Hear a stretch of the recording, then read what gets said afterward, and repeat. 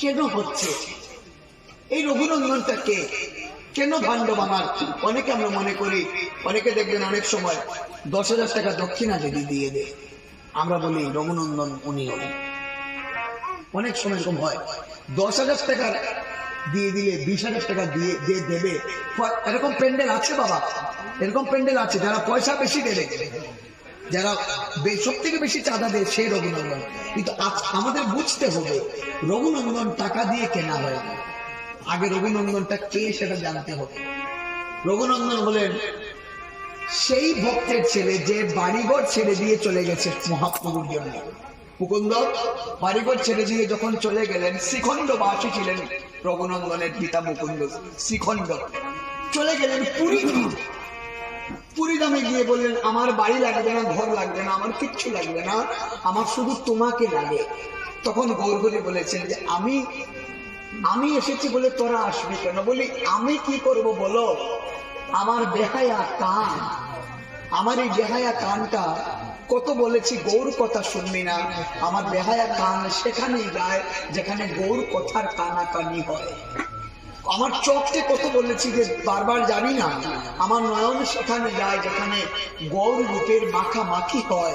তো আমি কি করব বলো, আমার দোষ কি? তখন জড়িয়ে ধরে বললেন, তুমি আমার বড়, আমি তোমাকে বলছি তুমি শ্রীখণ্ডে ফিরে যাও, সংসার করো।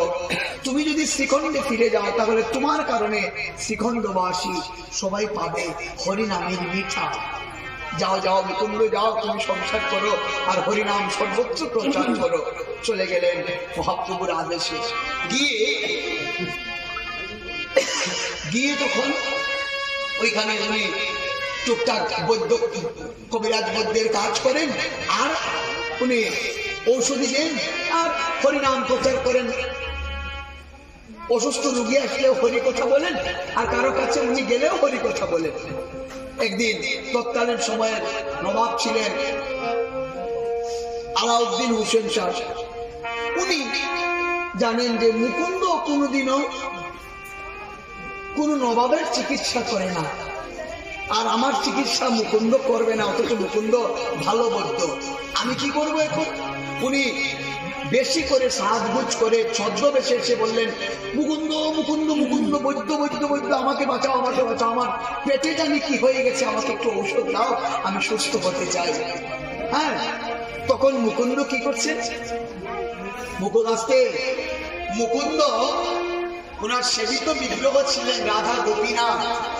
প্রত্যেকের আলাদা আলাদা, আমাদের যেমন রাধা মদন মোহন, কারো রাধা বিনোদ রায়, কারো রাধা বল্লভ, কারো রাধা শ্যামসুন্দর। উনার ছিলেন রাধা গোপীনাথ।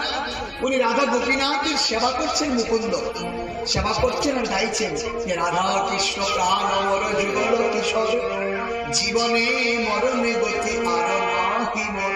নবাব তখন বাইরে বসে বলে, এই রাধা কৃষ্ণ প্রাণধন যুগল কিশোর, এটা আবার কে? এই রাধা কৃষ্ণ প্রাণধন, এটা কি বুঝলাম না। আচ্ছা যাই হোক, ছাড়ো, বেরিয়ে আসলে রাধা কৃষ্ণের কথা না হয়ে একটু বলে, তবুও যদি আমাকে চিকিৎসা করে আমার জীবন ধন্য হবে, কারণ আমার তো অসুখ কমবে। বাইরে এসছেন মুকুন্দ, বাইরে বেরিয়ে বলেন, এখানে সব থেকে যে গরিব, সব থেকে গরিব, আমি তার চিকিৎসা আমি করবো। হ্যাঁ, বললেন সব থেকে গরিব। নবাব সবার পেছনে ছিলেন, দৌড়ে গিয়ে বললেন, আমি গরিব, আমি গরিব, আমি গরিব, সব থেকে গরিব আমি, আমার চিকিৎসা করে দিন। বলি কি হয়েছে? আমার পেটে একটু অসুস্থ, আমার পেটে অসুখ, তাই আমি এসেছি, পেটে অম্বল হয়ে গেছে মনে হয়, একটু ওষুধ আমাকে দিন। বলি তুমি জামাটা খুলে একটু শুয়ে পড়ো বারান্দা। তো যে পাঞ্জাবিটা পরা ছিল বা যে শার্ট পরা ছিল বা যে যেটাই পরা ছিল উপরের, ওইটা খুলে যেই মুকুন্দ দত্তের বারান্দায় শুলেন, শোয়া মাত্র অর্ধেক রূপ কমে গেল। শুয়ে গেলেন মুকুন্দ, বারান্দায় কি ঔষধ আছে, বারান্দায় কি জাদু আছে, আমার তো অর্ধেক ওষুধ কমে গেছে। উনি বললেন, না না, ঔষধ দিতে দিতে বারান্দায় পড়ে যায় তো, তাই কাজ দিয়েছি, কিন্তু আসলে কিন্তু এটা নয়, আসলে হলো গোপীনাথের কৃপা। তারপর একটা ওষুধ দিয়ে বলে, এটা খান, কমে গেল। এটা খাওয়া মাত্র সঙ্গে সঙ্গে যখন কমে গেল, নবাব বললেন, আজকে আমি তোমাকে আমার সঙ্গে করে নিয়ে যাবো, বলতে নিয়ে যাবো, তোমাকে আমি এখানে রাখবো না, তুমি এত বড় কবিরাজ, এত বড় বৈদ্য, তুমি এখানে পড়ে থাকবে। বলি আপনি কে? বলে আমি নবাব আলাউদ্দিন। চলো তুমি আমার সঙ্গে। গোপীনাথ শাস্ত্রাঙ্গে লুটিয়ে পড়ে ঠাকুর ঘরে গিয়ে কান্না শুরু করলেন। গোপীনাথ, আমি তো কোনোদিন নবাবের রাজার কারো গোলাম হতে চাই নাই, আমি তো গরিবের সেবা করি, আমি একটু কৃষ্ণ নাম ভজন করি, আমি কিভাবে যাব? গোপীনাথ দৈব বাহানি করলেন যে তুমি যাও নবাবের চিকিৎসা করো, গৌড়ে যাও, তুমি তোমার যশ করো, তুমি চিন্তা করো না, আবার আমি তোমাকে ফিরিয়ে আনবো আমার শ্রীখণ্ডে। যাও। গোপীনাথ আদেশ করলেন, পুনরায় চলে গেলেন শ্রীখণ্ডে, এই গৌড়ে চলে গেলেন রাজার সঙ্গে। গিয়ে এখানে চিকিৎসা করছেন। একদিন সন্ধ্যাবেলা সন্ধ্যা আরতি করছেন গোপীনাথের এই যে ময়ূরের পাখা দিয়ে মুকুন্দ ওইখানে গিয়ে কবিরাজ বৈদ্যের কাজ করেন। ঠাকুরঘর একটা আছে কুঠির, রাজাকে বলেছেন আমি আপনার রাজপ্রাসাদে থাকবো না, আমি আলাদা থাকবো। কুঠির বানিয়ে দিয়েছেন, ওই কুঠিরে গোপীনাথের সেবা করে আরতি করছেন। আর এদিকে নবাব ভাবল সন্ধ্যা আরতির গান গেয়ে গিয়ে আরতি করে একটু যাইতে গিয়ে দেখি এখানে কি চলে। নবাব গিয়ে তো এইভাবে আমরা যেরকম আরতি চললে বাইরে দাঁড়াই না, নবাব এরকম দাঁড়িয়েছে। আরতি করতে করতে ময়ূরের পাখা নিয়ে যেই মুকুন্দ ঘুরে আরতি করতে লাগলো, ভক্তের দিকে তাকিয়ে ও মা নবাবের সামনে যখন আরতি করছে তাকিয়ে দেখে ময়ূরের পাখার মধ্যে প্রত্যেকটা পাখার গোপীনাথের চেহারা এসে উঠেছে। ধুম করে একদম ধুম করে আরতি করতে করতে লুটিয়ে পড়লো ভূমি তুলে মুকুন্দ। চোখে মুখে জল দিয়ে যখন মুকুন্দের জ্ঞান ফিরল, বলে নবাব আপনি এখানে, তুমি ফিট হয়ে গেলে, অজ্ঞান হয়ে গেল কেন মুকুন্দ? বলি মনে মনে বলছেন আমি তো আমার মনের আবেগটা আপনাকে বোঝাতে পারবো না। উঠে বললেন মহারাজ আমার অন্যায় হয়ে গেছে, আমি পড়ে গেছি, আমি নিজেকে স্থির রাখতে পারিনি। তখন নবাব উঠে কি বললেন শুনুন। নবাব বললেন মুকুন্দ ভুল তোমার হয় নাই, আমি তোমার একজন পরম ভক্তকে আমার গোলাম বানাতে চেয়েছিলাম। যাও মুকুন্দ যাও, শ্রীখণ্ডে ফিরে যাও। আজ থেকে আর তোমাকে কারো কাছে গিয়ে ভিক্ষা করতে হবে না। যাও মুকুন্দ, আজ থেকে আমি শ্রীখণ্ড তোমার নামে লিখে দিলাম, তুমি হও শ্রীখণ্ডের রাজা। আর তুমি কবিরাজ বৈদ্যের কাজ করো, সবাইকে সুস্থ করো। যাও আমি তোমাকে গোলাম বানাতে চেয়েছিলাম।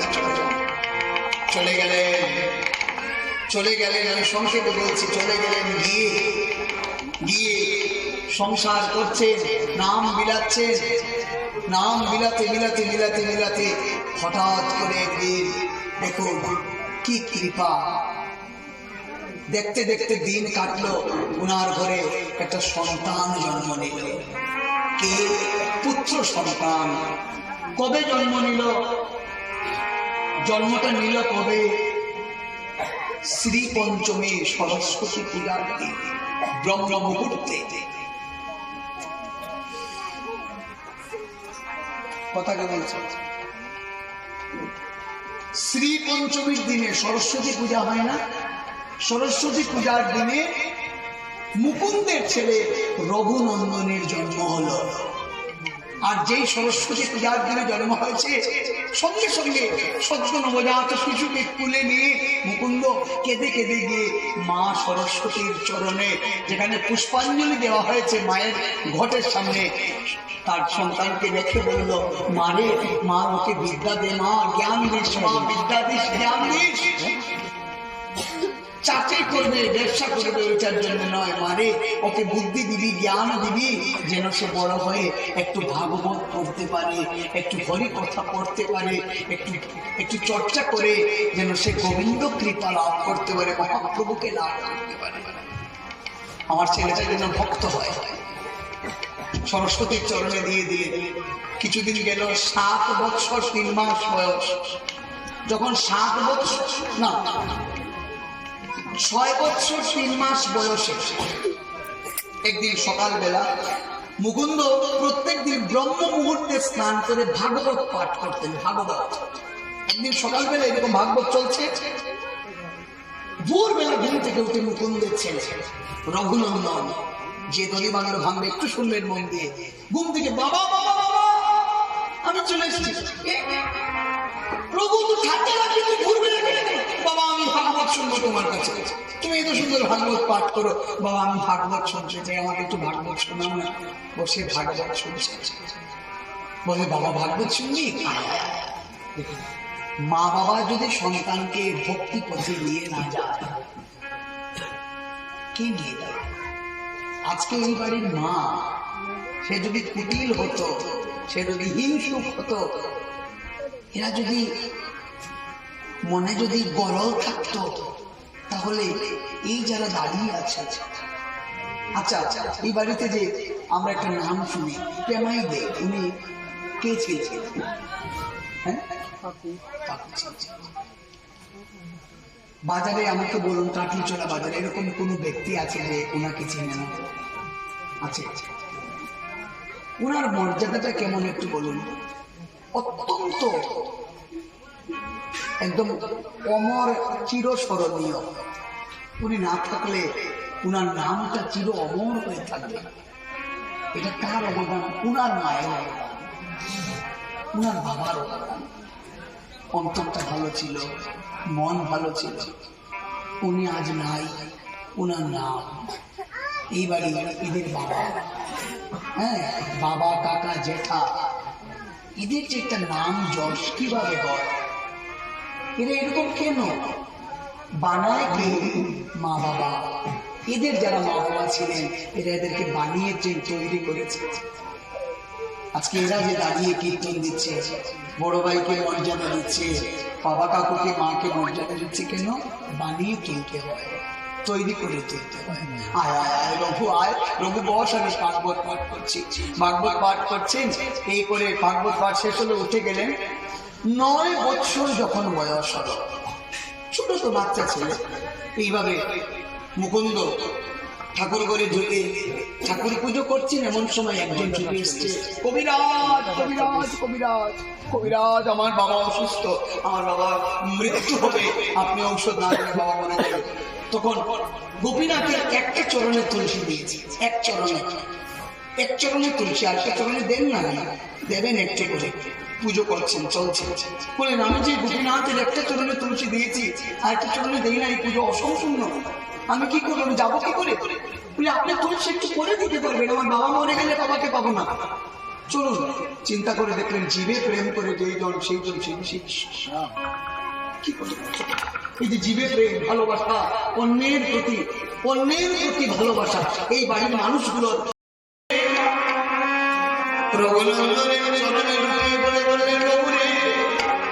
সারা জীবন পুজো করলাম, সারা জীবন ভাগবত পাঠ করলাম, এইভাবে সাক্ষাৎ আমি সেবা দিতে পারলাম না। তুই পুত্র হয়ে যে কাজ করলি, আমি তোকে কথা দিলাম, আজ থেকে তুই আমার বাবা আর আমি তোর ছেলে হলাম। অনেকে মুক্তি করে বলে মা বাবা জীবিত থাকতে ছেলে কি করে দলিবাংলো ভাঙে, এগুলো হলো কুসংস্কার।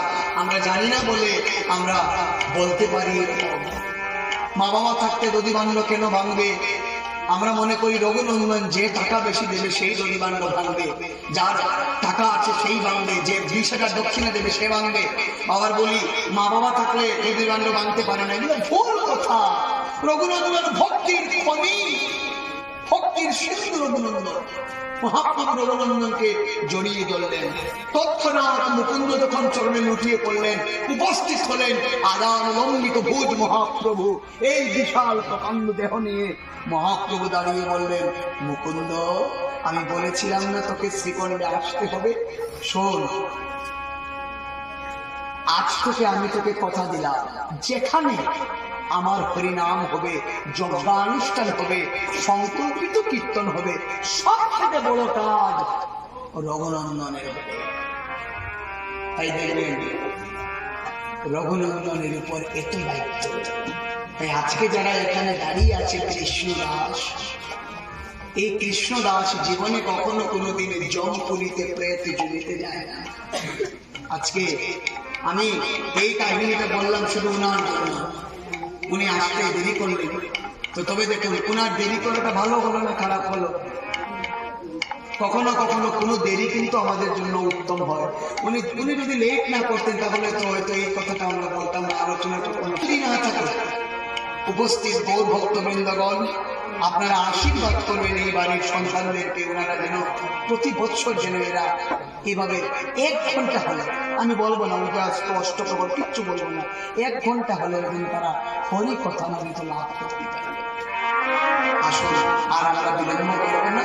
চৈতন্য মহাপ্রভু দুধানয়নে জল যাচ্ছে, নিতাইকে দিয়ে বলছে, দাদা গো তুমি যে দাদা দাও রবিবার, তুমি যে দাদা দাও রবিবার। বাবা আস্তে আস্তে মায়ের কাছ থেকে আশীর্বাদ নাও, গুরুজনদের কাছ থেকে আশীর্বাদ নাও। এইভাবে যেন জন্মে জন্মে তোমাদের সুবৃদ্ধি হয়, জন্মে জন্মে যেন তোমরা হরিনাম সিন্ধুকে আনন্দে হরিবল হরিবল তোমরা ভাসতে পারো। আজকে কি সুন্দর বলছেন, তুমি বিদায় দাও। বিদায় চাঁদ বলছেন, আমি বিদায় দিতে পারবো, বিদায় দিতে পারবো। বৈষ্ণব মহান্তগণকে বিদায় দিতে পারবো, বৈষ্ণব মহান্তগণকে বিদায় দিতে পারবো না, আমি বিদায় দিতে পারবো না। তুমি যাও, তুমি গিয়ে তোমার সন্তান রঘুকে শোনাও, রঘুকে সাজিয়ে বলো সেখানে গরুবান্য ভ্রমণ করে এবং অগ্নিকুণ্ডের প্রজ্বলিত অগ্নিকে নির্বাপিত করে ভূমিকে শীতল করে সেখানে ধুলায় করে বলে এই বলে আমার মহাপ্রভু অশ্রুধারা বরিশন হচ্ছে, নয়ন জলে গৌর ভেসে যাচ্ছেন, কাঁদতে কাঁদতে চলেছে না যা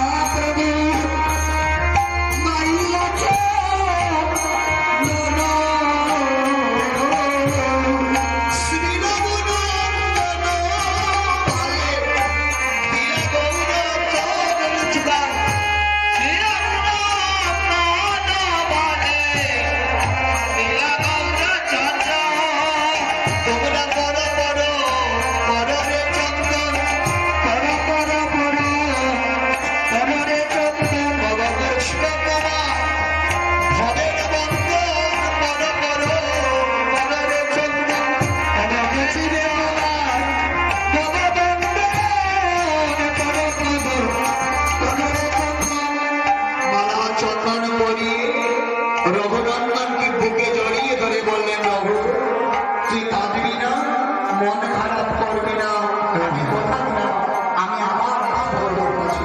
আমি আশীর্বাদ করলাম তোমরা জনমে জনমে বৈষ্ণব হইলে, জনমে জনমে বৈষ্ণব হইলে কেমন নাম যজ্ঞ তোমরা দান করিও, জনমে জনমে বৈষ্ণব হইলে কেমন নাম যজ্ঞ দান করিও, জনমে জনমে বৈষ্ণব হইলে আশীর্বাদ করে নামে, ওই আশীর্বাদ করে নামে তবে আপনে জানে আমার ইধে রাখি, এই আশীর্বাদ করে নামে তবে আপনে জানে আমার ইধে রাখি, এই আশীর্বাদ করে নামে।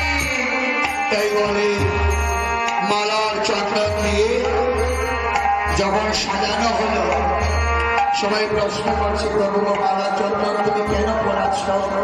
বলেন মালা চন্দন কপালে থাকলে জমের অধিকার থাকে না, জমের অধিকার থাকে না, মালা চন্দন বললে জমের অধিকার থাকে না, ভগবান চন্দন বললে জমের অধিকার থাকে না। আর মালা চন্দন দিয়ে সাজাইলা কৃষ্ণ দাস, সাজাইলা কৃষ্ণ দাসে দিলা যজ্ঞের দাস, সাজাইলা কৃষ্ণ ভগবানে দিলা যজ্ঞের দাস, সাজাইলা কৃষ্ণ ভালে দিলা যজ্ঞের দাস, সাজাইলা কৃষ্ণ ভালে দিলা যজ্ঞের দাস, সাজাইলা কৃষ্ণ দাস। মালা চন্দন দিয়ে কৃষ্ণদাস সাজাচ্ছে, রঘুনন্দনকে আশীর্বাদ করছে। রঘুনন্দন আমি আশীর্বাদ করলাম, দধিবান্য ভঞ্জন করে ধুলায় পড়ে গড়াগড়ি দিবি, জানাবি বিরহ। বলি কি জানাবো প্রভু? বললেন হরিনাম যজ্ঞ মহাযজ্ঞ কলিকালেতে, কলিকালেতে কোটি জন্মের পাতক নাশ হয়, মধুর তারক ব্রহ্ম হরিনামেতে নামেতে। প্রভুরে এই নামের ধুলা লাগে যদি গায়, শতশ সহস্র বৎসর বৈকুণ্ঠে স্থান পায়, স্থান পায়। সেই কারণে এই নাম সংকীর্তনে লুটাইতে হয় ধুলা ধুলা। এই বলে রঘুনন্দনকে সাজিয়ে দদি বান্য দদি প্রভু, সে শচীনন্দন ছুটার দদি বান্য দদি প্রভু, সে শচীনন্দন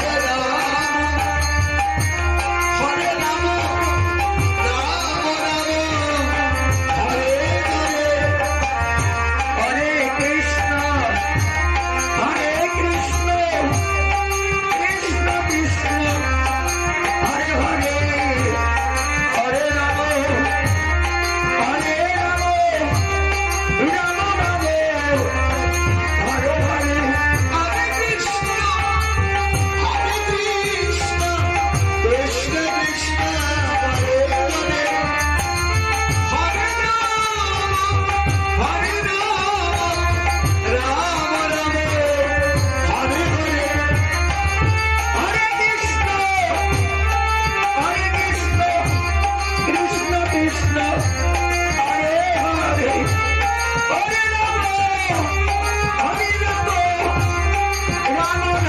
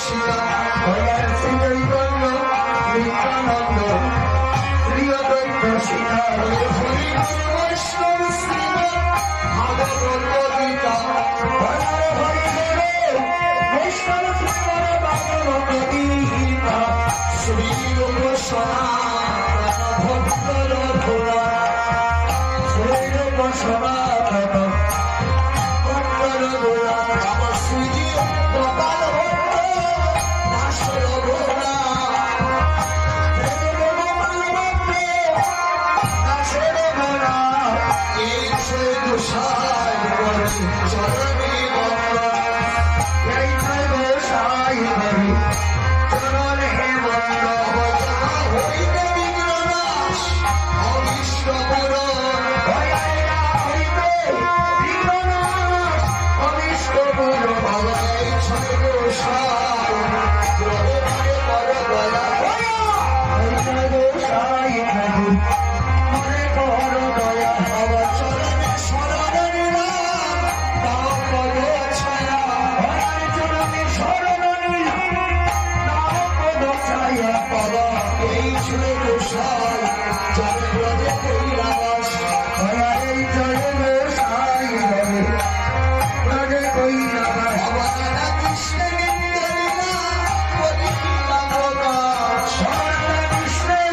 নিত্য লীলা করিলা প্রকাশ করো এই সে গোসাই যার মুই নাগনাশ এই জয় গোসাই মুই নাগনাশ অবনাশ পাব পদরের উপর পঞ্চগ্রাস আস ভোর পদরের উপর পঞ্চগ্রাস এই সে গোসাই জয় করুণা করিবে এই জয় গোসাই জয় করুণা করিবে রাধা কৃষ্ণের নিত্য সেবা প্রদর্শ পাইবে রাধা কৃষ্ণের নিত্য সেবা প্রদর্শ পাইবে ঠাকুরের ঠাকুর আমার বৈষ্ণব গোসাই ঠাকুরের ঠাকুর আমার বৈষ্ণব গোসাই আমার কৃষ্ণ গীতা নাম দিলে হারিয়া হোনা কৃষ্ণ গীতা নাম দিলে আরে হোনা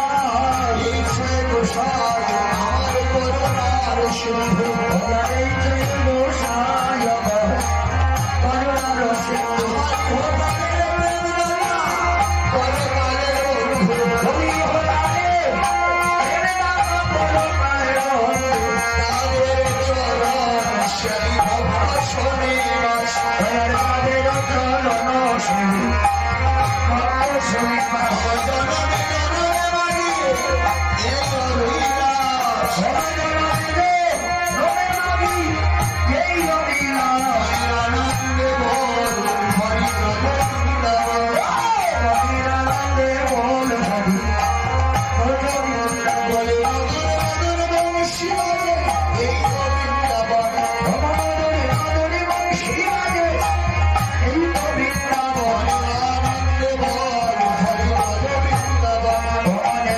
আনন্দে বল হরি গোবিন্দ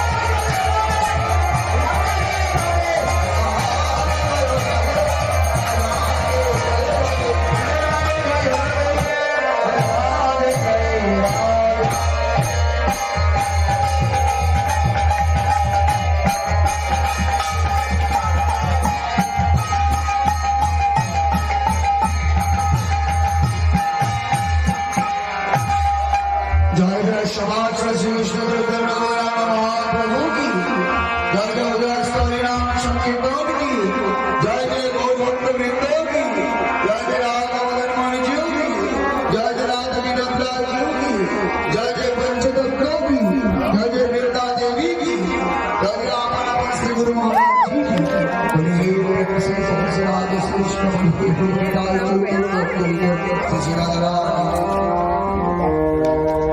हरे कृष्ण कृष्ण कृष्ण हरे हरे हरे राम राम राम हरे कृष्ण कृष्ण कृष्ण हरे